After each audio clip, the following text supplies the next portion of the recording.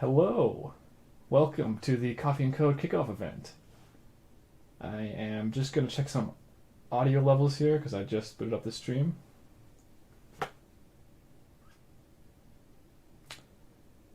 Seems we're all good down in home base. Yeah, all right. I'm going to put this down. So we've upped our class for this event today. Got a nice, beautiful, smoky mahogany fireplace. Got some authentic coffee beans. And, of course, some things that are associated with coding, which is in fact hardware and other random bits of electronics. And because it's a Waterloo event, we gotta have geese.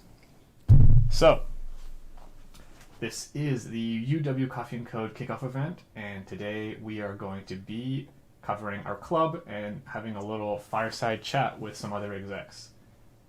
It'll be all virtual, so we'll meet them in a little bit. Feel free to put anything in chat if there's any issues. Sorry, I just made a weird noise with the chair there. My computer setup is not optimal. My monitor is over here, but the camera's here, so I'm sorry I will have to look away from you from time to time. I'm sure everyone's going to be very sad about that. Alright, where are my slides? Presentation. Sweet. And the camera is not showing up. There we go. Now you can still see me. How's it going? Alright.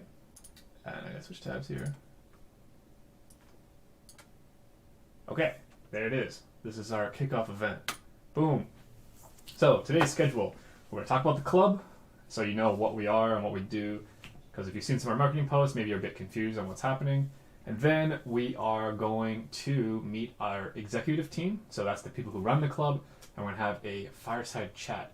And what we're going to be talking about is a couple of stories of our university life, first year, our successes or failures, just to kind of reminisce of the old times and start off the term on the right foot. So if you are not a part of the Discord already, please join. It is the link on the screen. If you don't want to type the HTTP part, you just type bit.ly/cnc-discord. And in there, you can, once you sign up properly inside Discord, you can join the Coffee and Code kind of section, and then we'll be monitoring that if you want to ask any questions there during the stream or in the YouTube chat as well. I will have to answer questions after the presentation and then during the fireside chat because it's not easy for me to monitor questions while talking. So we'll do that at the end. Welcome. This is Coffee and Code. I know it might be weird seeing all these pictures of people really close together, but I wanted to convey the feeling of like community and what we represent. So this is a kind of jumble mash of past team pictures and I like club activities we've done. And what we do is we provide a community for students who are interested in learning about code or interested in practicing more coding skills or that want to meet other students, and we provide a community for them to kind of talk, learn, and just have a good time. So on the left there, you can see kind of what we previously did. We used the meet in person in E7. So as you can see, there's our logo, and that is the room we used to meet in. So we are virtually in E7 1427. So hopefully in the future we get to go back there. But we used to, we still do. We run workshops and we teach projects to bring new coding skills to people who are interested in learning. So if you are new to coding or if you've coded before, anyone can come around and try to learn a new skill here. So we really promote the community aspect. So you can see we kind of transferred our close contact in-person stuff to Discord, and this is run in partnership with I believe what we call it now, UW-Net, which is run by the Entrepreneurship Society. So we partnered with them and made a super big Discord, so you guys don't have to join like 20 Discords if you want to see like different clubs. And we are part of that, and we have a little section inside the Discord where it's like a community you can join. You can talk to other students. You can talk to our team. You can voice chat. You can ask questions in text chat. So again, please join. You can do you can type in bit.ly/CNC Discord to join. There'll be more links at the end of the presentation as well. So that's kind of like what we are at high level. We want to help you learn how to code and what that actually means, because sometimes the mission statement and all that is a little fuzzy. It doesn't really make a lot of sense. But what it is concretely is a weekly meetups, and what do we do? What is that? Wednesday, 7 p.m. in the Discord. So that's why you have to join the Discord, because we're going to be doing them in there, where there'll be voice channels, much like kind of like a video call. You can join in, and we're going to be doing a couple of things. So one of them is have a specific channel for questions. So if you have questions about coding, about a project, about an assignment you're working on, we have our executive team, who are experienced UW students in various programs. While most of them, our like kind of education and technical team, have had many co-ops in like software or other similar positions. So we'll be glad to help you out. And then we also going to have kind of like free chat areas for people to share projects, or try to find other people if you want to start a project. So that'll be happening on Wednesday, 7 p.m. That's going to be super casual. There's not a set agenda for those meetups. Just kind of show up if you want. And if you want to showcase something, just bring it, and you can kind of do a share screen or something, and then you can showcase to everyone what you're working on. Like, for example, if you're working on Arduino and you want to, or maybe this isn't Arduino, some hardware thing, and you soldered something together and you want to show it, you can bring it and be like, hey, check out this cool light thing I made. And then if you're looking for feedback, people could tell you, well, you kind of messed up the solder because it looks like crap, but maybe try this next time. People won't bash your stuff. It will be very constructive and supportive. Okay. Let me just check chat here. Sweet. Okay, no one's freaking out. Okay, good. Make sure I didn't mess anything up. Okay, so that's our weekly meetups. We do that on the Wednesdays, 7 p.m. But outside of weekly meetups, we do offer some more structured kind of content. So if you're looking to learn a new skill, or a new software skill, let's say you're in first year, or actually any year, and you want to make a website or something, you should come to our Teamwork Website Building Workshop. That's actually this Thursday, which is the 24th, yes. And it's going to be on Discord. All of these are on Discord, and they're all 7 to 8:30 p.m. on a Thursday, different Thursdays. So this one's September 24th. I'm running these workshops. So in Teamwork Website Building, you'll go from no coding skills to building a hostable and viewable website online, all within like kind of 2 hours. So it'll be a lot of fun. And then the teamwork aspect, you're going to be working with other people, so we want to promote collaboration and trying to meet new friends in the virtual term. Second one, passion project kickoff. So if you're someone who kind of had this idea for a project that you wanted to work on, but you never kind of started it, this is a workshop for you.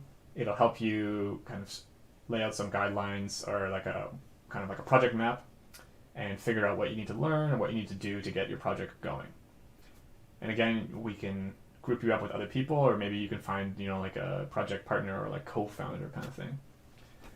That's October 8th. Then we have October 22nd, getting started with GitHub. So if you don't know what GitHub is, or if you don't know what Git is, and you want to learn about coding, you got to learn Git, and you got to learn about GitHub. So if you don't know what that is, definitely come on to this. We'll get you started. And GitHub is very useful because it can be like a portfolio for your coding projects. So employers and other people can look at it and be like, oh, what have you worked on? Then you can link them your GitHub profile. Finally, Teamwork Game Dev. It's going to be similar to the website one, but we're going to make a game instead. And, again, come out, you're going to meet some new people, try to make a game. That one, I don't know how far we'll get in terms of actually making a game, but we'll get something going. That is November 19th, so not fully planned on that one yet. Okay. And that's it. That's who we are. We are Coffee and Code, and we can make projects happen. So please connect with us. I want to put my hands, I guess I have to do it this way. on all of our things. Most importantly, this Facebook is where we consistently post. We have Twitter on there. I actually don't think we use Twitter. Sorry, we should delete that. Instagram, we're reviving. GitHub, we post kind of our educational content there. Please send us an email if you have any questions or anything, really. Just shoot us an email about anything. And again, join the Discord. Inside there, you can ask us questions, you can message us, you can see info about the club. You could also learn a bunch about other clubs. If you join the Discord, this is a tip, and you are getting bombarded with messages because there's quite a few clubs in there, just right-click on channel names or right-click the server and you can mute things. So keep that in mind. Please join, but I don't want you to leave because you're getting bombarded, so you can always mute. All right, I am going to check the stream chat here. It looks like we are good for questions. So if you have any questions right now, put them in the chat. And if not, then wait, I'm gonna do a little transition here. Thank you for coming for the explanation portion. We will be starting our Fireside Chat very shortly. Our executive team is just getting into the Hangout call, or the Google Meet call, I should say, because Hangout's dead. I will get that set up, and in the meantime, please just hold tight. It should take about 2 minutes. I will still be here though, so you can watch me click on stuff on my monitor.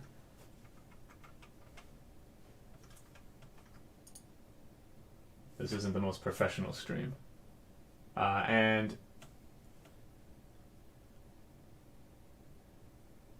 Yes. Okay, Alan has asked a question in the YouTube chat. Are the events just like the time slot, or is that like a weekly project thingy? That is a fantastic question. We're going to go back for the events. We will also, side point, for these events, we will be posting them on the Facebook and emails. So if you didn't write down all those links, which I'm sure no one's been writing those down, you'll get an email if you sign up for our mailing list, or if you're on Discord, you'll see a notification, or if you check Facebook.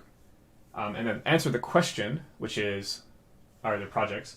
So previously, we used to meet weekly, and during those weekly meetups, we would host a structured project lesson.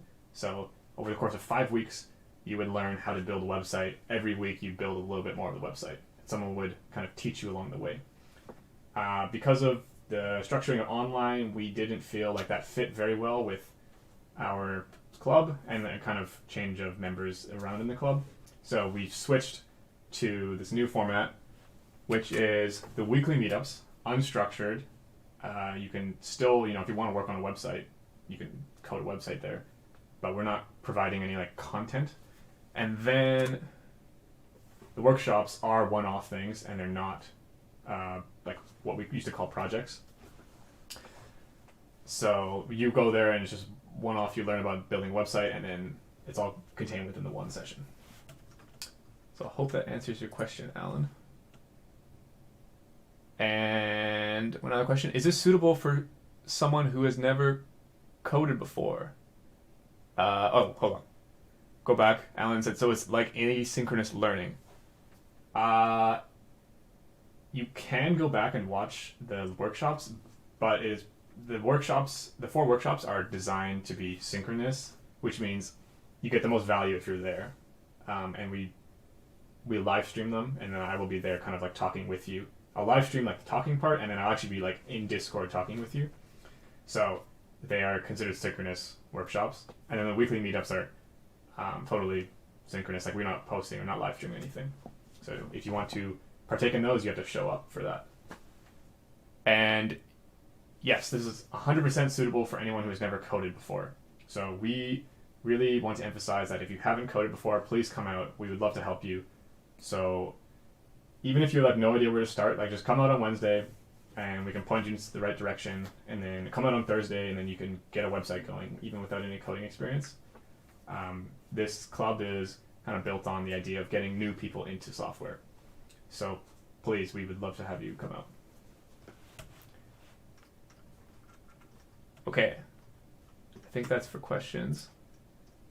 back to adding people. They're coming in now. Fantastic. Okay. So we are going to transition here. Assuming there's no more questions, looks like we're good. I am going to put the cans on, and I'm going to set up the mic. Okay, can you guys hear me? Okay. No one can hear you yet, I don't think. Oh, there goes my blanket. I'm going to switch the audio over. Hold on, I need to grab my audio test device here. So this is transition period time. Screen share browser. There's everybody. Okay, you guys are live. Where did I put my face?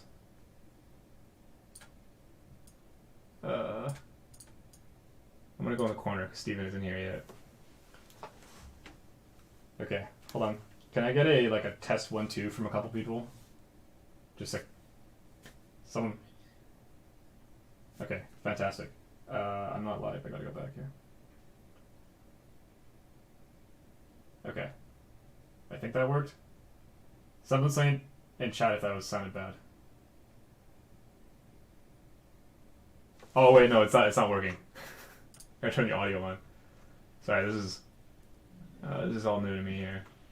Alright, I need another one. Test 1 2. Test 1 2. Okay. Yeah. I think we're good. Wait. Sorry. Yeah. Okay. That worked. Sweet. Alan has confirmed. Thank you, Alan.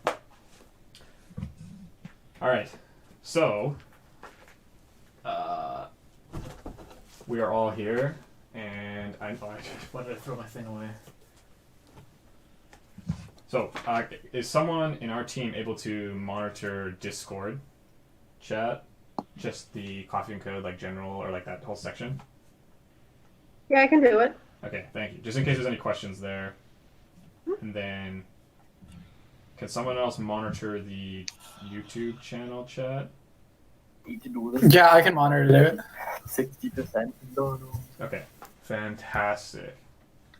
Then we will get started. So, welcome to the Fireside Chat portion. We're going to do a pretty casual chat. Probably take us to around 8. If you have any questions you want to ask us or discussion topics, just put them in the chat and we'll talk about it. And we're going to be talking about some of our experiences of our Waterloo life and, all the fun things that go along with being a UW student. Or not being a UW student, being around this area. For starters, we're going to need intros from everybody. So, name and Mo, what should we do? Yeah, I think we should go around so the listeners know who they're talking to. So we're all parts of the exec team. So my name is Mo. I'm a 4th-year computer science student, and I'm co-president of Coffee and Code. I'm letting Robert moderate this one because I just came back from a camping trip and I'm super brain dead because it dropped to -1 last night in Algonquin, and my sleeping gear was not ready for that, so I might have hypothermia. But I'm not fully here mentally, but I'll do my best. All right. Well, thank you for being a trooper. I'm gonna move myself. Yeah. Okay, that's Mo. Then let's go. Someone else go next. We'll just lightning speed. Alright. I'm Michael. I'm a 3rd-year system design engineering student. I've been with Coffee and Code for 2 other terms, so this is going to be my 3rd term. Yeah, that's about it. Okay, awesome. Next, someone else take the wheel. Okay. I'm Steven. I've been with Coffee and Code for, I think, 3 terms now. Or 4. I don't really remember. I have a really bad memory. That's one thing you can know about me. And yeah, I'm also not a student right now. So, that's all. I'm sure we'll hear more about that later, but thank you. Okay, next. I can go. So I'm Gogolin. I'm a 3rd-year management engineering student. I think this is my second time with Coffee and Code, and yeah, I'm super excited to be on the panel. Awesome. All right, last but not least. I'm Riddhi. I am on co-op right now, so I'm technically not in school, but I just finished my third year of physics and astronomy here, and I think this is my second term with Coffee and Code. I'm super excited to be on this panel too. Fantastic. And you know what I never did? I never gave myself an intro because I always assume everyone knows me, but that is 100% false. So, my name's Robert. I am one of the co-presidents of Coffee and Code. I've been here doing Coffee and Code for a while now.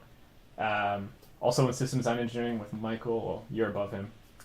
And I just, I love teaching. I love coding. I love coffee now. Got an AeroPress there. So excited to talk with everyone here. All right. So we're going to kick it off with a killer question. And it's about O Week. So O Week standing for Orientation Week. We all did it in person because that was what we used to do back in the day. So I'm going to open it up, and if anyone wants to jump in, feel free to answer, but I will call out specific people, if we don't get anything going. How did you find your O Week? And was it memorable? Or can you think of a specific kind of point where you're like, you always think back to O Week and you think of that one time? Anyone have anything? I remember. Yep. Here we go. Go ahead. I remember when they wanted to take that photo where they arranged us all into I can't even remember what it said, but basically they took 100 plus or 200 or 300 something engineering students, and they got them all to sit in this letter formation. The whole thing took 3 hours. So I literally spent 3 hours just waiting in the sun, sitting in the sun, next to people I didn't know, just waiting for them to take this damn photo. Yeah, I remember those. Yeah. I was when they were trying to do the world record for most hard hats in a photo or something. Oh, that's what that was. Record. Yeah. Yeah, and then it's 1,000 students or whatever you're trying to organize in the heat. That summer I think it was a heat wave as well. That was brutal. That was terrible. That's a Yeah, it always seemed to me like most O Weeks events from Waterloo were kind of boring, but meeting all the new people was the fun part. We can't bash Waterloo on live stream. I actually had a really fun orientation week. I loved the events in it, more than meeting people, to be honest.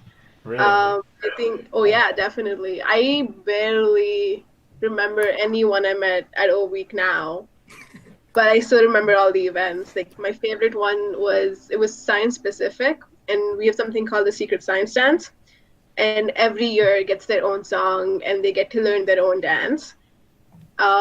Mine was on Believer by Imagine Dragons. That was a very non-dancey song that we chose. Yeah. It was really cool though, because they made it so cool, and it became such a thing where in my residence, because it was a science living learning community, we would just randomly burst out dancing on Imagine, on Believer at any point of the day. So that was really fun for me specifically, and that's probably my best memory from orientation week. Yeah, that's awesome. The flash mobs are always fun. That's the nice thing about the beginning of the term. There's a lot of, I don't know, just energy. O Week, people just randomly start singing or dancing and stuff. Which sometimes I came to Waterloo and I was I don't know if that's lots of team spirit or school spirit, but we're a pretty strong school, I think. Gokul or Steven, do you guys have any specific things you remember? I remember adding everyone I met on Snapchat and Instagram and going on to not remembering who anyone was. And I'm who is this guy? But other than that, I think I really like the scavenger hunt. That was the funnest part for me because it was at nighttime too, and it was super hectic. But O Week was okay. I don't think the price was kind of high too. But yeah, it was good.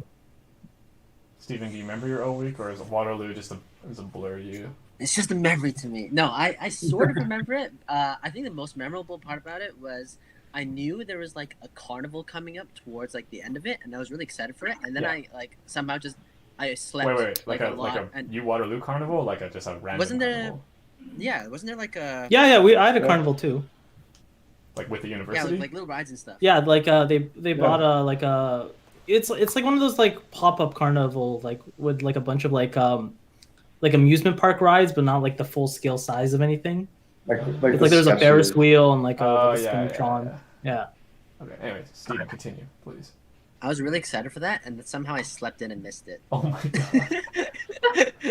Yeah, it's a good time. Wait, you was it like only during like the day or like how long? Where did No, you it was at night, but I think I just got really sleepy and I took a nap and then it was gone. I always remembered it being like either like a 2 or 3 night event, like not a single night. I think it was 2 nights, and I missed the first night, and then the Right. second night, because then everyone was telling me about it. Yeah, and then yeah. the second night I slept. Cool. I think the other great part too, just to add, is that like even randomly outside on like Waterloo streets, not even at university, you're just gonna find random people shouting like slogans and like chants. Oh, like signs, water. Beyond Yeah. ideas. Yeah, it was like we used to do that, but also I've seen first years do it after not this year obviously, but like previous years, and it's weird, but back then it was so much fun. That was also don't say it's weird. It's still fun. I want to see everyone in the lectures turn on their mic and yell water. Yeah, the lecture and stuff like that was so cool. So I remember O Week being a first year. It's kind of like you're pretty nervous. Lots of new people, but I came back as a second year and became a leader. So those are the people who are upper years and help run all the events for the students.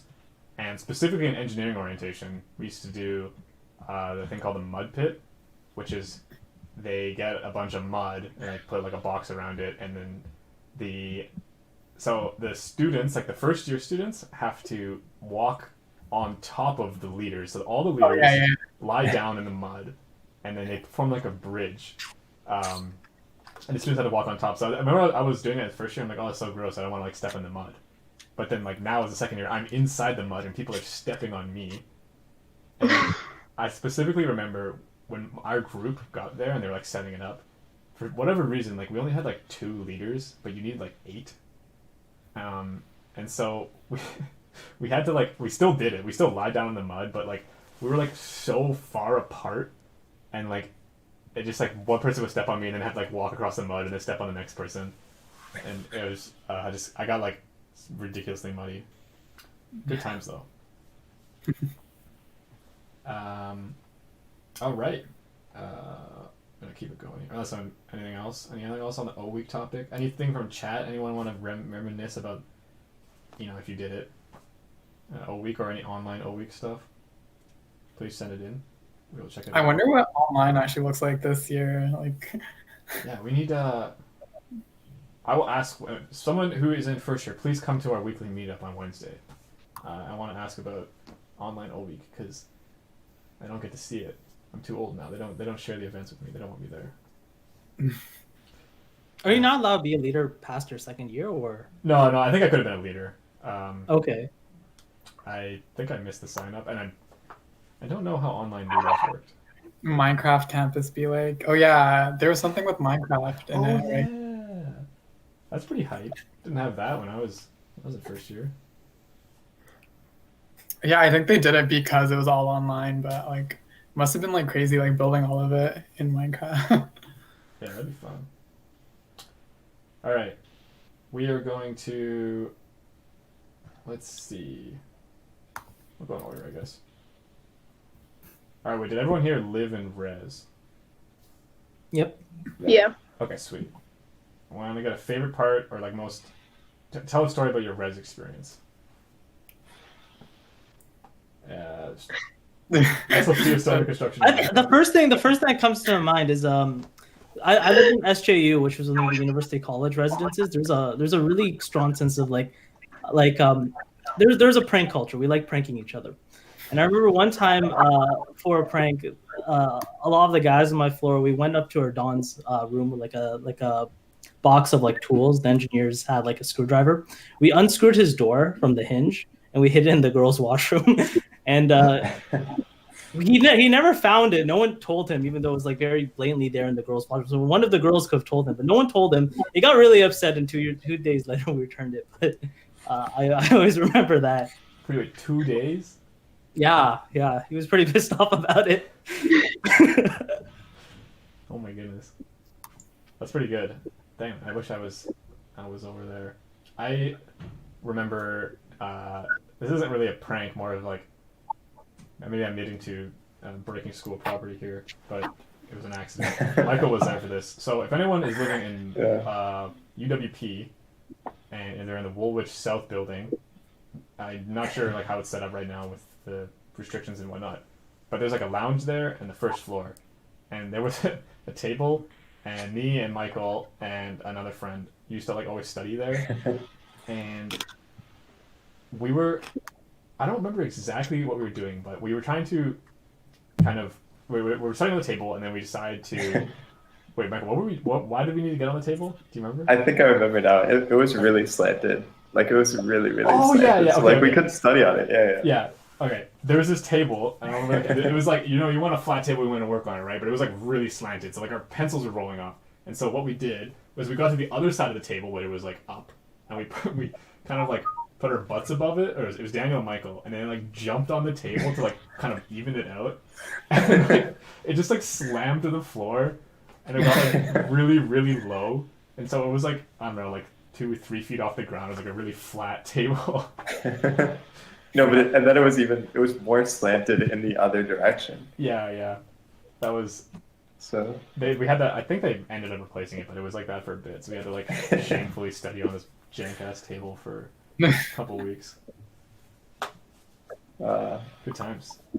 Yeah. Checking chat here. Yes. Just in general for you, I just say it out loud. Live stream. If you're trying to watch me and do this like video call at the same time, I'm gonna be lagged because that's just there's a time delay for the live stream. Anyway, any other res stories or anything? Someone really. What res did you live in? Okay, so I lived in Rev, Ronate Village. That's like the party one, isn't it? That's the party res. And it was super. My floor was super dysfunctional. We called ourselves dysfunctional. There was a lot of drama on our floor. There was a lot of stuff that happened. I don't think I have anything that like grossly stands out. Did you party? Oh, definitely. It was like what in the beginning, especially there was, like almost every weekend we had things being brought in, people drinking things when they shouldn't have, and just using the best part is I still remember the first day. So I was an international student, and I moved in before like almost my whole floor. I think we were like 4 people on my floor before everyone else moved in. So the 4 of us, we got comfortable with each other. We were like, hanging out with each other in a way and stuff. So when everyone else moved in, the 4 of us were hanging out together in my room, in my roommate's room. And people just started coming into our room to hang out with us. And then there came alcohol, and then there came more people. And suddenly my room was like, the party's on. The first night everyone's there. And there's just all types of shit happening. There's like people flirting with each other. There's like people drinking. There's people just sitting there quietly. There are people in my bed, and I just made my bed together. And I've been to those parties where you feel like 14, 15 people into this like tiny ass like double room. Yeah, like exactly. It's crazy. It's always a good time. It's like they're big enough to like literally have 2 people in them. That's it. So we have 2 chairs. We have 2 single beds, and that's it. And like we just have people like flooding into our room. Literally the whole floor was in my room the first day, and I didn't know these people, and I didn't have time to put, like my valuables and stuff inside my roommate, and I just looking at each other like, okay, there are people in our room, and we don't know who they are. It's 3 a.m. in the morning, and we can't go to sleep because these people are in our room. Well, That was really interesting. yeah, congrats for hosting the first Rev party that term. Definitely Famous. accidentally, yeah. We got a poggers in chat for that. So good job. I actually remember on the notion of parties and res. So we got to put like a disclaimer on this. Like, 1, don't break tables. 2, large gatherings like parties and stuff. Don't do that right now. Hopefully, like in the future we can do something similar. But don't do that right now, please. Anyway, it was in first year in res again in the Woolwich Court building. That building compared to Rev is like super quiet. Like if people won't just like come into generally people don't just come into your room until it was this night. So I remember playing board games with my roommate and another 2 friends. I was actually playing Michael in this chat. Michael's Catan board game, but Michael wasn't there, so I like stole it from him, and I was playing it with the other friends. Anyway, it's like Friday at like 11 p.m., so it's pretty late, kind of like party time for other people. And then there's a knock on my door, and my friend goes up and answers it, and my friend thinks it's someone I know, and he's like, oh, hey, buddy, and then the guy doesn't really respond, so he just kind of comes in, and I'm staring at him like, who is this person? My friend who opened the door thinks I know him. He's like clearly not, he's kind of like wobbling around a little bit. He walks over to the fridge, opens the fridge, gets out a big jar of Parmesan cheese, like one of those big tall, like it looks like, I got this jar of jam here. It's like the Costco ones, right? Yeah. Yeah. He puts it up to his mouth and tries drinking from it. Thankfully, the lid is on it. He didn't try to open the lid. And I was like, oh no, what are you doing? That's Parmesan cheese. So I get up and I take it from him. I'm like, do you want like water or something? Because I assume he's pretty drunk or something. So I give him a glass of water that's not Parmesan cheese. And I'm like, okay, you gotta get out of here because like I don't want you in my place. So I usher him out, close the door. We go like 5 minutes, and then I hear like some like brushing or like knocking on the door again. I'm like, what the heck? So I open the door and there's no one there. I'm like, where did he go? And I look down, he's on the floor, like staring up, kind of. And I'm like, oh my god, I have to call like ambulance or like someone to like deal with this, which is. I was like, I don't want to like deal with that. Obviously, I want to help him. So I kind of go back to turn to my friends to just tell them that. I'm like, hey, what should we do? And then when I kind of turn back to him, he's not on the floor anymore. He's standing. And I'm like, are you doing okay? He's kind of like wobbling. He says like something incoherent. And then he looks up at me, like staring me dead in the eyes. And he just vomits like straight forward, right in my doorway. And I don't know how, but somehow I sidestepped. And it got like all over the wall, and then he like rushes in, like he's vomiting and walking forward towards me for some reason. And he clearly knows the place because he takes a right.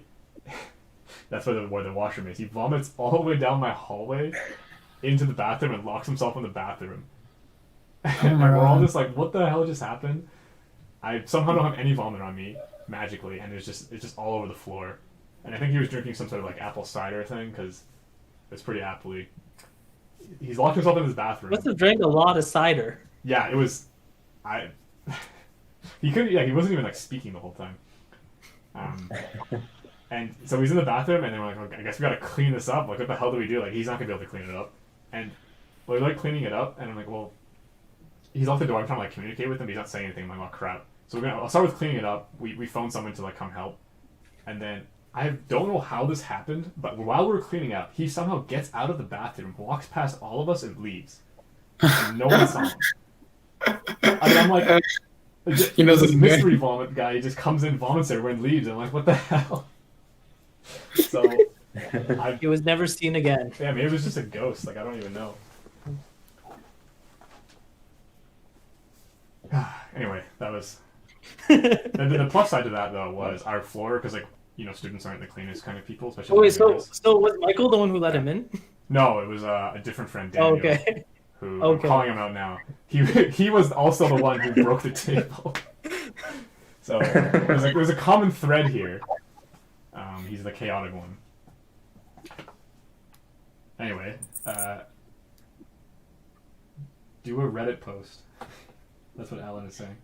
I'm gonna need you to elaborate on that. But anyone else have any other res stories? I have a quick one. Got a quickie? No, Robert. Yeah. I don't know if you were there for it, Robert, but do you remember when the one wing of MKV was closed off for the summer? Oh yeah. Okay. Yeah. And people decided to. So yeah, they closed off wing of MKV because it wasn't at full capacity. MKV is another residence building, by the way, for the sorry. uninitiated. Mackenzie King Village. Yeah. That. Okay. So, MKV suite style residence. They closed down a wing because it was the summer, so there weren't that many students there. But I guess they forgot to lock the doors to the wing they closed off. So then one day in the summer, people discovered this and they decided to like throw a party in the closed off wing. And it was probably like one of the best parties I've been to. But it also got shut down really fast, and everyone had to run out. And the cops showed up, and it was all downhill from there. Wait, actually, I wasn't. Robert, I heard about it. Did you? You weren't? Okay. How did you? So wait, the doors were just unlocked? I guess so. Yeah. How many? And How people many were just people were going. There were a fair bit. It was like decently packed. Damn, missed out. That. Yeah. So, Did you guys? Oh, sorry. Yeah, let Rudy talk. sorry. Has anyone been to CLB parties here? Which one? CLB parties. Yeah, I was just about to say that. I was just about to ask that question. Yeah. I was just wondering because I've heard parties. CLB is another residence, but it's like townhouses more like not even suites. Yeah, those are actual like real like house parties. Other res parties are like super like crowded and there's not really much to do except drink and talk. But like CLV can actually like play beer pong and whatnot and drinking games. No, they have like legit house parties with cover and whatnot and. With covers? Oh yeah, I've only ever been to one. It's not really my scene, but Yeah. I remember like girls were free, but my friend's boyfriend had to pay to get in, and he's like, "I ain't getting cash with me." Yeah. Organized. Yeah, it was. I've never heard of cover for a house party before. Well, Unless if like there's like communal alcohol and it's like close friends, but like I haven't heard of that before. I think it might have been because of fines and stuff. Like if it's Oh, so they're like anticipating like a fine? I Wow. don't know if anything happened. Like I laughed. I was It's like insurance. I was not drunk enough to be in that party. But yeah, but those got crazy. Those I've heard so many stories there. Yeah, the CLV parties, like at least in my year, they got shut down. Like every single attempt got shut down super quick. Like I guess the Dawns were like particularly on point like that fall term. So like there weren't really any CLV party stories, at least not that I heard. Okay. My year they did get shut down, but they ran like they ran for a while before they got shut down. So that was interesting.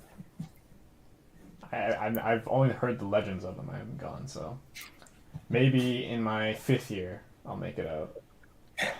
I'll be the weird old party with all the first years. Yeah. He's the old 5th year dude. No, I won't do that. Steven, do you have anything? Yeah, the only thing, I don't know, the most memorable thing about residence for me was when I got I lived in the same court as you, by the way, UWP Woolwich Court South is the one I lived in. Wait, what was your first, was it 2016? 2017. Oh, okay, yeah. Yeah, so I think you guys moved out by then. Yeah. But my laundry got stolen from the laundry room in UWP twice. Twice? In a row. Like the whole thing? All of it. all of it, like underwear, outerwear, not a trace. But Oh my like God. the first time, I was like really upset, and I was like, you know what? It was really weird because like right before it got stolen, like there was these, I don't know, there were people that I've never seen before in the common room, and like when I went in, they were pretty aggressive. I don't remember exactly what happened, but like I just kind of just left because they were being kind of rude. And then the next time, like within like a couple of hours or days, just like soon after that, all my laundry was gone.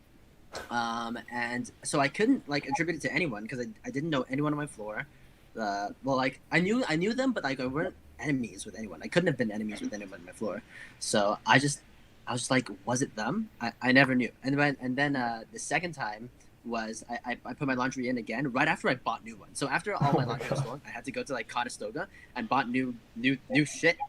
And then I put in the laundry room, and the thing is, like, there's no chairs. And like when I reported it, they're like, you should have just stood in front of your laundry machine for the hour that it takes to do it. And I was like, I don't know, I don't know what they expect us to do, but there's no chairs, there's no tables. After my incident, they put chairs and tables into the laundry room so that you can sit and watch your laundry. But I just thought it was ridiculous, and to this day, I still have no idea. You suffered for the benefit of all. I don't know who did it. Yeah. I don't know why they did it. I don't know where they put it because I looked in like the dumpster for my underwear and it wasn't there. So I was just like, where did my underwear go? Well, you know they're not going to throw that stuff out. It's quality. Yeah. So I don't know. That was my memory of UWP. Weird place. Weird place. On the topic of laundry, has anyone lived in Accommodate U or KW for Rent buildings? In the I area? live in Right Kita. now. Right now. Okay. Yeah. Mini rant on the laundry there. So if anyone ever comes to Waterloo, try not to, if you can, rent from KW for Rent, which I don't know if they're still around technically. Yeah, we were actually closed down. They Yeah. completely shut down. You can't find their traces anymore. Accommodate You is now the biggest one, and try not renting from them. Yes. Well, they're the one building all the new buildings. If you ever come here and see like new apartment buildings, it's usually them. They look nice on the outside. Craftsmanship is lacking, pretty poor quality on the inside. And the freaking laundry is like, okay, you got a 20-story, or maybe not 20, a 15-story like apartment building. Laundry on one floor, and there's like 4 washing machines or something crazy. Oh yeah, it's laundry crazy. I mean, okay, but like just like some advice. Try not to rent like buildings that have been like constructed after November 2018, just because Why? he's going to screw with you. They That can specific raise date. your rent definitely. They can raise your rent at whatever amount they want. I don't want to take that risk, and I don't think anyone else wants to take that risk on a student budget. So, Oh wow, I didn't even know that. well, yeah, I've been like reading up on my tenant rights lately. That's smart. Anyway, I'm not giving you for legal advice. Yeah. but anyway, so yeah, Robert, I live in a building. I live in KW right now, and they have 5 floors and about 4 apartments per floor, 5 people per apartment. Yeah. So if I want to do the math, you can do the math. But we have 2 washing machines, 2 dryers. Now, the good thing is I've never had to wait more than like an hour for my laundry, and that's like very rare. But I know people, have to kind of like really make sure they get their laundry done. Because I don't really care getting my laundry done at like 2 a.m. at night, which is why I get free laundry machines. But some people don't have that luxury, and they really get screwed over. So it's not fun. Yeah. Building. My building, I was in a building with that too. Honestly, I'm looking at your background, it might have been the same building, but the 2 washer, 2 dryer, and one of the washers broke down. And it's just like, I go down to check. I don't want to wait around and like wait in line. I just like, go check. It's like being used. And it's just like, like constantly being used. Wait, was that the place where we lived at? Yeah, that was like 253 Leicester or something. Oh my god, that's where I live. sucks. Yeah, that's where I live right now. Yeah, I could tell by the walls. Yeah. Well, yeah, I'm so looking forward to moving out next year. So 1 more year ago, I forgot to cancel my lease. So Oh no. Oh That's man. rough. Man, that was the first place I ever moved into that had a dishwasher, and it didn't even work. Didn't we like we filed to have it repaired or something, and like shit didn't happen for 4 months. Yeah, they just don't fix things. I mean, we Yeah. probably could have been more proactive about that, but We just use it as a drying rack. They've been a lot more proactive about stuff. I mean, most of the issues we had, like they got fixed pretty reasonable, like a pretty reasonable time frames. It's just my blinds are broken right now. Yeah. And it's been 4 months since I noticed it. I don't know how long they've been broken before that, and they still haven't been fixed. Like someone's come like tries to measure it, it still hasn't been fixed. Gotta get those measurements right.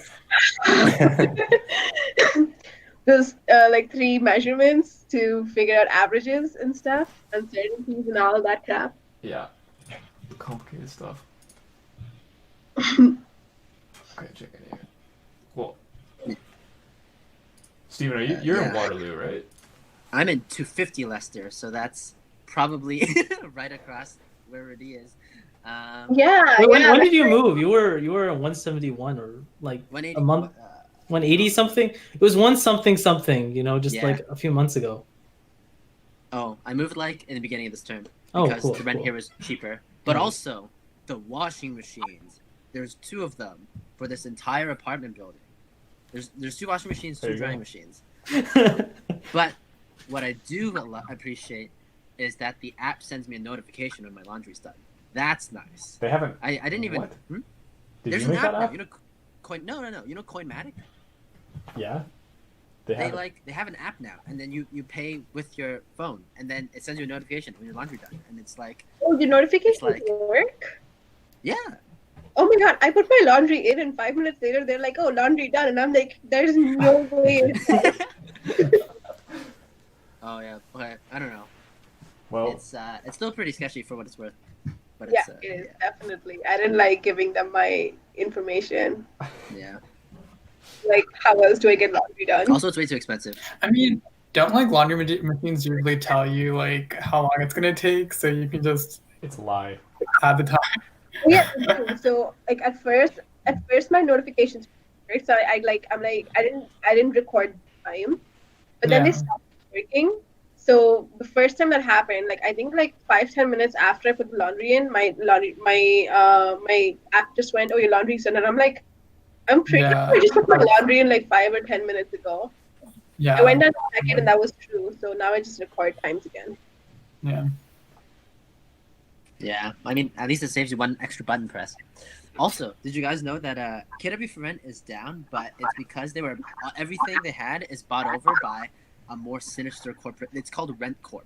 I thought Kickofff for Rent was bad, but then like Rent Corp, the most evil sounding student housing corporation in the history of existence, just went and swooped them up.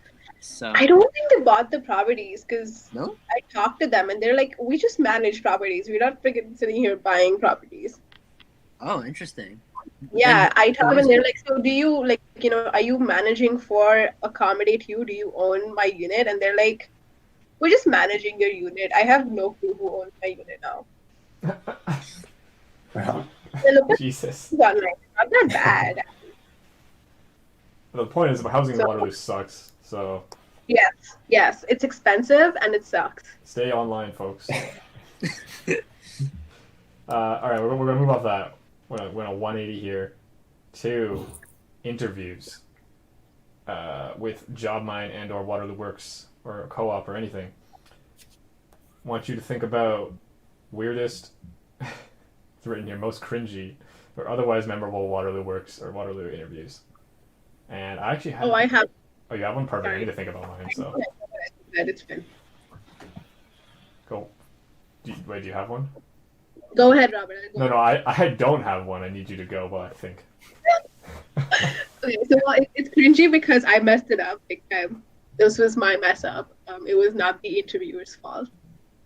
But I remember this was the first time I was interviewing for positions, so it was right before my first co-op term, and I got an interview for a position that I would love to have, and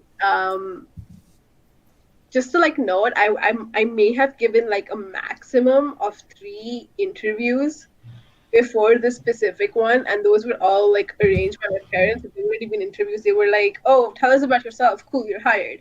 Interviews. Right. So I go into this interview, and it's with the government, IT department. It's for the intellectual property department, and I had some experience with that. I volunteered with this IT organization back home. And I did some coding for them too. So I had some experience with that, and that's what they wanted. So I got an interview, and I'm like, oh, I know exactly what they're gonna ask. I was super cocky back then too. So I'm like, I know exactly what they're gonna ask. And I made a list. I like prepped everything, and I go into the interview, and they're like, technical question. Tell us this about Python, and I'm like, well, I just can't remember how to do this right now. So I'm like, so you do. I think it was something on. I can't remember what the question actually was, but I think it had to do with like data management in a way. Like something about like presenting data properly using Python. Yeah. And I knew the answer because I'd done it. But I just kind of blanked, and I'm like, "You code it." I literally said, You said code that. it. And they're like, okay, moving on to the next one. They had 5 technical questions to build, and I got to 2 before they're like, okay, let's move on to like the next category of questions. Oh my God. That was really interesting, and I was so embarrassed. That's when a lot of my cockiness died. I guess that's eye-opening. That Yes. honestly, actually, I've one on that same point where like I didn't understand their question, and it was so I do a lot of I'm trying to do software jobs, or I'm still doing software jobs and stuff. This was for a VR company, and so I hadn't had that much experience with interviews. This is like my 3rd co-op term, but before that I didn't really do interviews from other co-ops. I arranged one myself and did other stuff. So not very experienced. I don't know if I was as cocky as you were, D, but I specifically remember one of the questions was, if you could redesign VR, how would you do it? And I was sitting there in my like 2A suit or whatever I was wearing, and I was like, what? Redesign VR? Like, what do you mean? But at the time, I wasn't very experienced in interviews, so I didn't like know that or feel comfortable. Like, you could ask more questions and like clarify, because that's always a good thing to do. Is like, okay, what are you talking about? Obviously, you can word it better. At the time now, I understand what they're talking about a bit better. They're worded poorly, but if you ever get a design question and they're like, well, how redesign this thing, always start with the users and talk about like what the users want, because that's probably what they want to hear. Because when you design something, it's for users. Anyway, I started from like a purely hardware perspective, and I was like, okay, well, I have to redesign it, so that means I can't do the usual headset thing. So I started there, and I was like, okay, well, maybe we don't want to use a headset. What else could we use? And I was just like randomly thinking of things. But the stupid part was I couldn't even think of anything new for the headset. I was just like, oh, I guess like headset's the best thing, so just use the same headset. So like I didn't even redesign that. and then I was like, okay, well, I gotta redesign something here. I was thinking in my head. So I was like, okay, well, there's gonna be like a suit, and when you put it on, it's gonna somehow give you, the keyword somehow, give you haptic feedback. So like touch feedback. So for example, if there's like a virtual wall here, and if I put my hand up against it, the suit will like, I said it would like harden or something, or somehow provide like a normal like a force against your hand. Which I was like just like making random crap up. And their faces were just like really confused. And they were like, okay, well, we'll go to the next question. But yeah, screw them for asking me a very open-ended, weird-ass design question.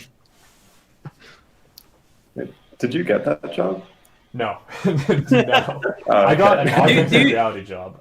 Do you still wear suits for your interviews?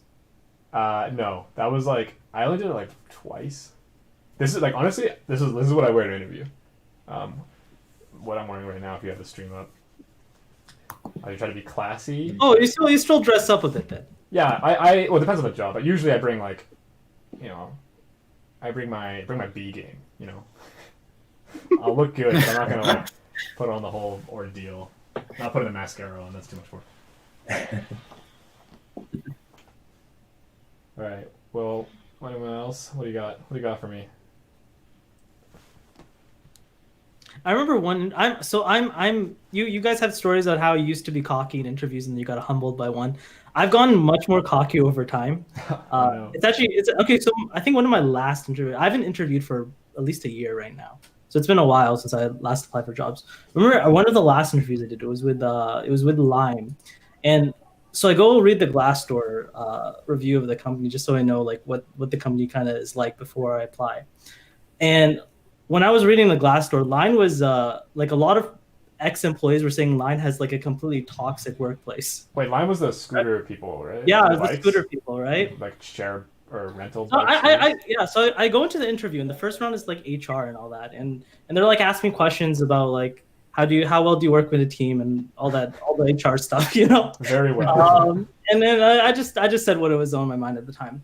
And then when they got to ask me like questions, right? I usually like hitting them with really hard questions, like questions that they will just remember me solely for the question. And my question was, a lot of reviews on Glassdoor say you have a toxic workplace. Is this true? And if so, what are you doing about it? Nice. And like I think a lot of times when interviewees are like asking questions like, what's the workplace culture? And they have like answers for that. What's your favorite part? And so the interviewer, she like paused for like a good 20 seconds without saying anything, which is a long time to just be silent in an interview. And I don't actually remember what she said. She gave me some like, it was HR bullshit. She didn't decide to go with truthful. I was there thinking, you know, it's like, do I want to be truthful and honest, or do I want to like say what like probably the public company message is saying about it? But anyway, I got the offer to like the next round, like the very next morning after the interview, to the technical interview. And so I've just been replicating that strategy during interviews. I just find out, I just dig up dirt on companies and ask about it. And it keeps working. Yeah. That's actually really smart to ask such a strong question. They remember you. Yeah. I think, but like you also need to make sure you're not crossing a line there too, right? So it depends on how much risk you're willing to take with that. I think with cocky, like there's one side of cocky. If you're like just purely like arrogant, right? Then that'll be obvious and like we don't want to work with this guy. But if you ask a question that's kind of like there's a lot of truth to it, right? Because a lot of people were like slandering Lime online. Then that's like a different thing. That's like not just like an honest but like difficult question. Now I want to see someone get an interview with Lime and then reference this interview or this time and say, "You've been slandered online in this live stream." Yeah. What do you have to say about it? Oh my god. Good stuff. Anything else for interviews? You guys have. Everyone's done lots of interviews, right? I have kind of a funny story. Like I usually take myself pretty like my interviews pretty seriously, but then like one of them was on Zoom because it was like an online interview, and then I don't know why, but I guess like I was playing before like the interview, like maybe like 3 weeks ago, like I was on a Zoom call with my friends maybe, and like we were playing around with the backgrounds. Oh no. So, yeah, you can already tell where this is going. So like what I put on as my background was like Casterly Rock. Like, do you guys know Casterly Rock? It's from Game of Thrones, if any of you watch Game of Thrones. But it's like this pretty sick spot in Game of Thrones. So obviously I had that as my background. But anyways, I guess like they say when you like establish a background in Zoom, like it's there until you Permanent. tell it not to be. So like the only time I would use Zoom in the next like 3 weeks was for this interview. So I had no idea that it was still on.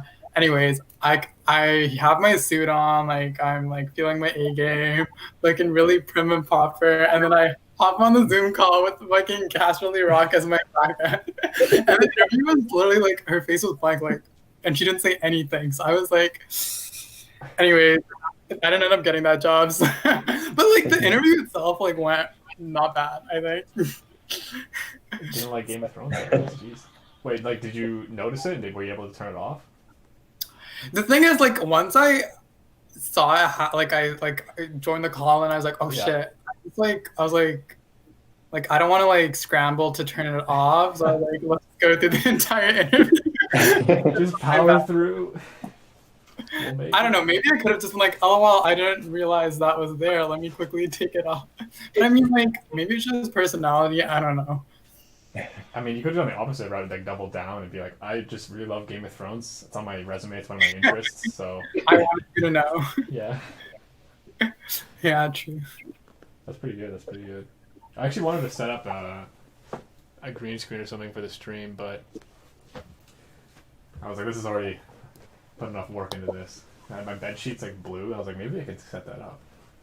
Put some like I don't know what I put up on the background now. Bunch of coffee beans. Anyway. Just have like the Matrix going like this the whole time. Yeah. Oh, that's a good one. That'd be cool actually. Master coder. Other interviews. Anything? I'm gonna think back. I had. What was it?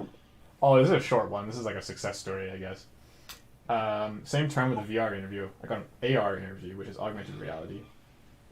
And the interviewer was super cool. And he, again, I wasn't very technical back then. Again, I wasn't very skilled in those kinds of questions. I remember he asked me like 4 or 5 technical questions in a row. And I didn't get any of them. Like, I literally, at this point, I think I learned a little bit about how to do interviews a bit better. So, like, he asked me a question like something about multi-threading. And I was like, yeah, I don't really know anything about multi-threading, I'm sorry. I just, like, straight up said it instead of trying to fumble my way through reinventing VR. Which, I mean, granted, that type of question is better to fumble through. But multi-threading, if you don't know anything about it, like, you can't bullshit yourself. That never would work. And then there was another one. There was, like, something to do with some sort of, like, binary tree. Which I knew what that was, but I didn't know what he was asking about it. There was like 5 in a row, and I remember him would be like, "Oh, that's okay." And then he would explain it to me, and I was like, I just had a lecture about like software for like 45 minutes, and apparently he liked me because then I got the offer for the job. Oh, wait, so he lectured you about software for like 45 minutes? Essentially, like I mean, obviously, So he was just talking. Okay. Yeah, he was like, I guess that's why he's like, that's such a nice guy. Let me talk the whole time. He's a good listener. Good listener. That's the play. That's the play. Yeah. Yeah, so that's the pro tip. When you go to interview, just say you don't know anything. That's how you get the job. Oh, actually, just off of that, I kind of have like something too, which I think is also a success story because I'm in that job right now. But my interview for this job, it started off normal. It was like, oh, so the co-op student's interviewing me, the previous co-op student, and like, so I'm in a startup, so the CEO of the company is also interviewing me. And I'm like, okay, cool. Let's just see where this goes. And I'm talking about like my skills and why I'd be a good fit for the job and, what I've done and stuff like that and why they should hire me. And then my interview goes, I see that like you went to high school in Hong Kong. What's the difference between the food in Hong Kong and the food in Canada? And I'm like, what? And I'm like, I only lived in Hong Kong for 2 years, so I kind of like, I gave him like a small rundown, and he's like, oh, you're actually Indian, aren't you? And I'm like, yeah, I'm Indian. And he's like, so what's the difference between the food in India, Hong Kong, and Canada? And I'm like, oh, okay. So he just asked me like personal questions, like one after the other. The next question was, what do your parents think about you doing physics and astro? I'm like, never been asked that in an interview before. That's a weird one for sure. Yeah, like, okay, cool. I think there was another one like specifically on quantum physics, because I did like some research in quantum physics in my first year. He asked me like something specifically based on that, but more like it wasn't like, oh, tell me what you did during that job. It was more like, it was another fun question. He's like, oh my God, I don't know how you do this stuff kind of thing. Tell me why you got interested in this. And I'm like, I don't know how to answer these questions, because the questions I prepared were literally, tell me about yourself. Yeah. Why should we hire you? What skills do you have? And this dude's asking me stuff like literally everything about my personal life. But I think that's actually what got me the job. because I was super open to answering these questions. I literally credit me getting this job to that, which is cool. That's good. Yeah. That was a very fun interview. The interviews where you get to chill and talk about those things are the best. Like you're not nervously answering a technical question. Yeah. Yeah. Do you feel like for that interview, the interviewer just wasn't prepared and he was just like trying to grab questions out of thin air? No, they had questions because he kept throwing. So he asked me these questions and he kept throwing it back to the co-op student. And the co-op student would be like, "So what's your familiarity with this? And what's your familiarity with that?" And then he'd just jump in again and he'd be like, "Oh, so tell me about this specific thing from your personal life." And I'd be like, "Okay, cool. So I guess I'm completely shifting my focus from Office 365 to this now." So it was just all over the place. I think he just wanted to have a conversation, and apparently he liked me because the interview I think was scheduled for about half an hour, and he kept talking to me for an hour, and the co-op student was there just there "Yes, I'm just sitting here listening to these people talk about their personal lives." It was very weird, but in a nice way. Okay, cool. That's awesome. I actually, on that note, I remember a particularly weird interview tactic that an interviewer used once. It was a technical interview, so they gave you two questions, and these were two pretty easy questions. They took maybe 10 to 15 minutes to solve. If you've taken first-year CS courses, these were not challenging at all. Anyone who knows at least one programming language, it's harder than FizzBuzz, but it's not a hard problem. And I remember, so they took 10 to 15 minutes. And I remember you complete the second one. So you submit the first one, they'll tell you if it's right or wrong and if they like the solution or not. Then you submit the second one, and then they look at it and they tell you it's wrong.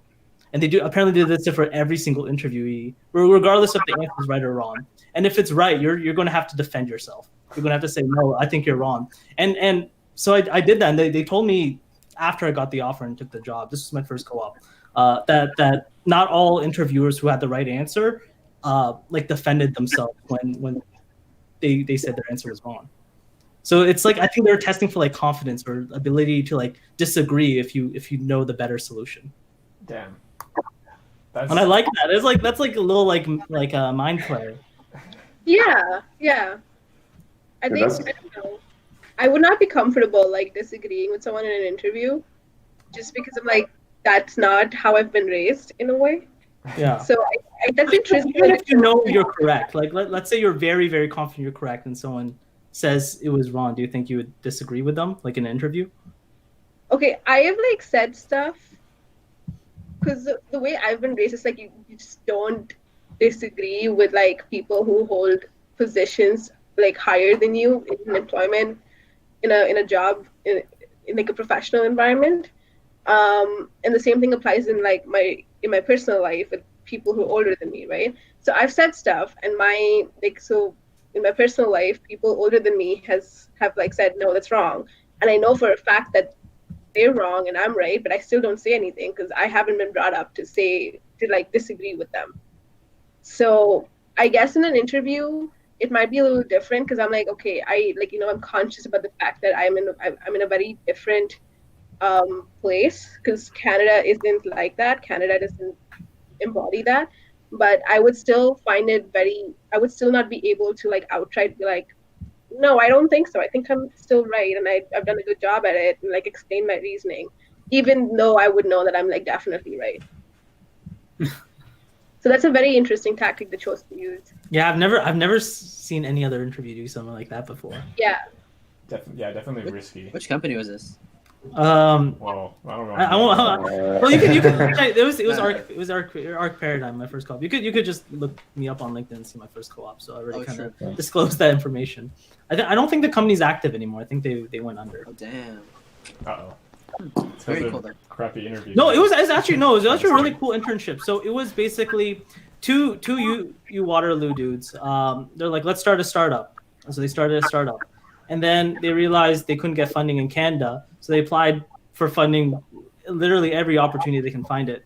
And finally, the government in Chile gave them a $25,000 grant, but the stipulation was they had to move their headquarters to Chile.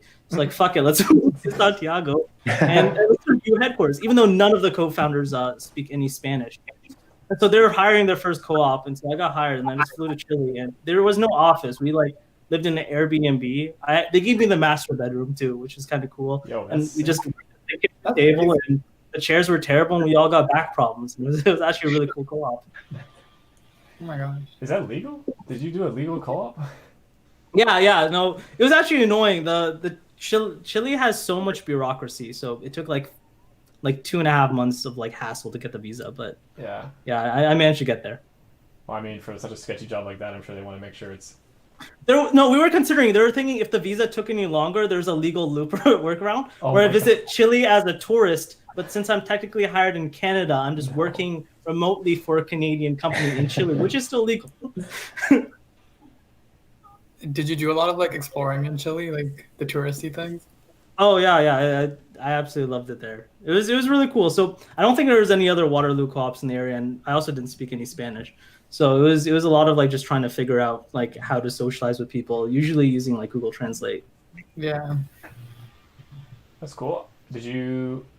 I know you're a big nature guy. What's the hiking scene and like? Did you end up? Well, there's the Andes Mountains, like pretty much that runs around the whole country. So Did you make it out to those?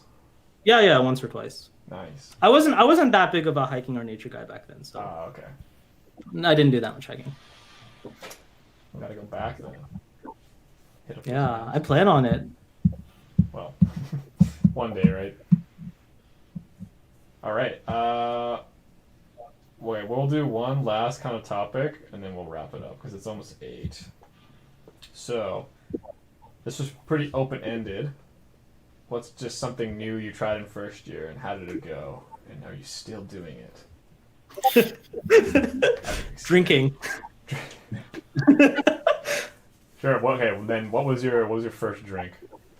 First drink. I think it was the first drink. So, you know, in how like in high school and middle school, they're like alcohol is bad for you. Never drink it ever in your life. I really bought into that. So I just, even though there was a lot of parties going on in like 1A, I went to them. I just didn't drink at all. Right. Okay. And I kind of got desensitized to the idea of drinking. It's like, you know what? How harmful can one drink be? And so this was like right after New Year's. It was the day before classes started in 1B term. There's a party, and then I think I stayed up to like 8 a.m. just drinking. But it wasn't heavy. It was just like beer after beer. So I was drunk, but it wasn't terrible. It wasn't terrible. I paced myself. Do you remember the beer? No, I don't. Okay. Yeah, it was first. I think that was the first one. That's good. At least There's somewhere I was taking the story, but I don't remember where I was taking it anymore. So That's always the best, right? Yeah. At least you're drinking something like hard, because you know if you don't know what you're doing, it's dangerous. So please drink responsibly. Especially because like when you're getting drunk for the first time, you don't really know what drunk feels like. So you can get shit faced and you don't know it. Like I was with this guy. We went to res first year together. He also abstained from drinking. And I remember this was like now in third year. Him and I were at a house party together, and this was the first night he tried drinking. And he drank something like a few shots of vodka, half a bottle of wine, you know, like a few other coolers. Like he went at it really, really hard, right? And he was like completely shit-faced, probably like just moments before blackout drunk. And he swore he wasn't drunk at all. He said, "I don't feel drunk at all," but it was very clear. So I think when you drink for the first time, you don't really know like what it feels like. You don't really know how Stuff, yeah. Shit's dangerous. Gotta be careful. Make sure your friends are there to tell you to stop being stupid. Yeah. That's how it goes. Hey, other things people tried at first year. I'm trying to think back. First year.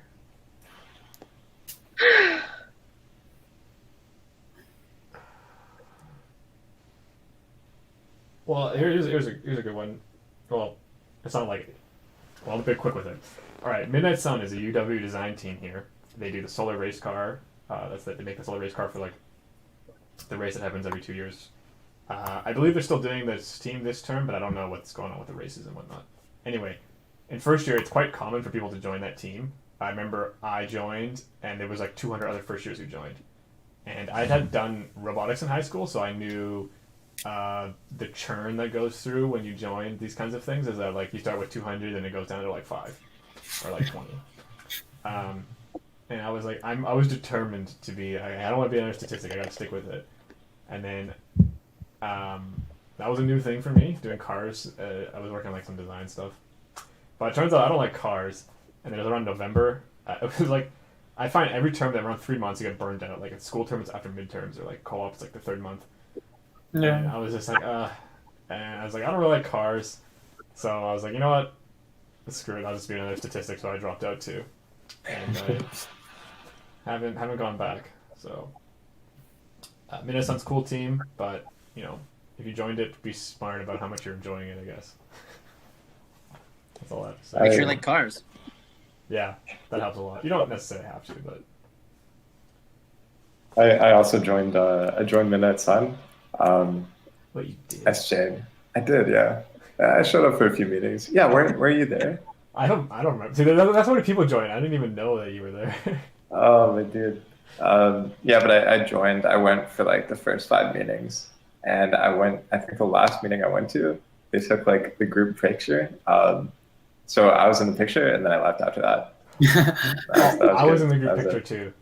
We should go find that, and we'll Nice. both be in it. But Oh, man. contribute. Yeah. Yeah. All right, other first year things, first tries. Did anyone join any new clubs? I think I started off my club journey with Fizz Club, and that was a lot of fun. In the first few years, like I was on tracks. I wanted to be president of Fizz Club because I really loved what we were doing.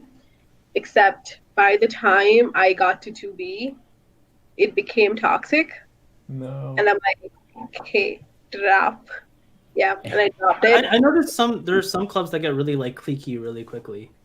Yeah, so it really like it depends, right? Specifically with physics, because the whole community itself is like pretty cliquey. And they're like kind of like, you know, better than everyone else in a way. They did get a little cliquey with each other, and there was a lot of inside politics and stuff going on, and just people not communicating and people not airing their concerns and all of that. So it just got really toxic. And I like halfway through being vice president, I'm like, I can't. This is just affecting my mental health at this point. So I dropped out, and I haven't gone back. I don't know what the atmosphere is like now or what's happening now. I heard they're doing well, which is good for them, but it's just not for me anymore. But that's not actually like I wouldn't believe like that's the first thing I tried though in university, like in first year, because I think I've always been into clubs, and like even in high school I went to as many clubs as I could and stuff like that. So that wasn't very new to me. I think the very first thing, like the newest thing I tried in first year would be more like dating, like actually going out and going for coffee, for example, with people. That was new for me, That's and I fun. didn't enjoy it. I Was it fun? enjoyed it.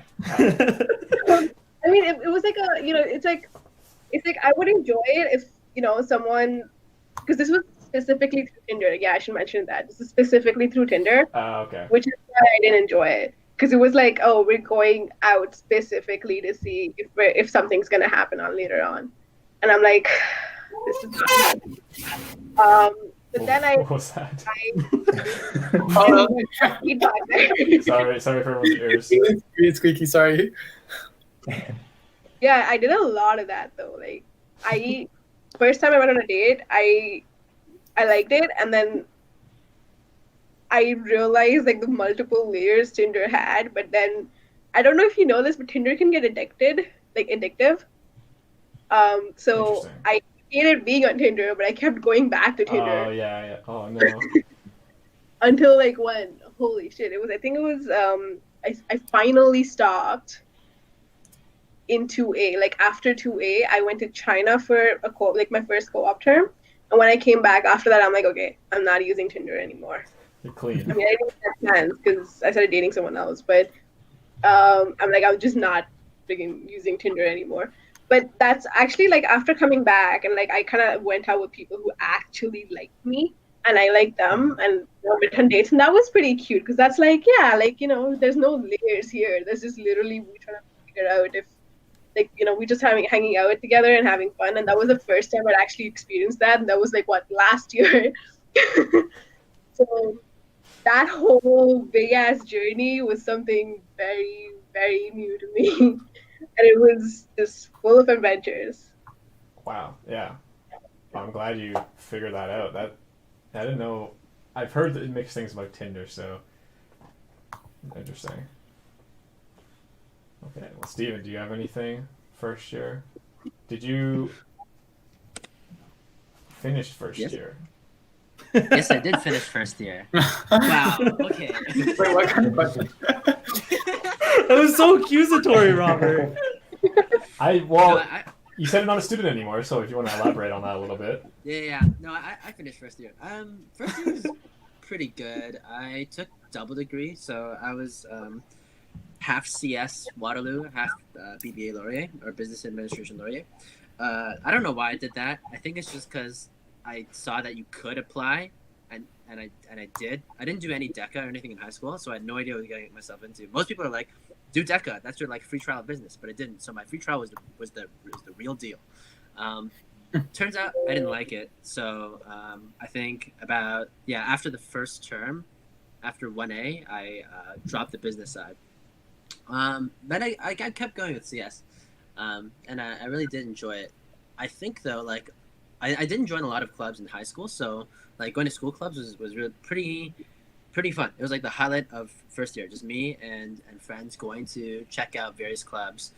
I think some of the highlights were just all the pizza I had, because clubs had so much pizza, and then when you went to 2A, when you went to 1B, that was the right before summer. That's right before all the jobs happened. So there were so many job fair symposiums. They're not job fairs. It's just companies going to DC and going come here, we'll tell you about us, and we'll give you free pizza.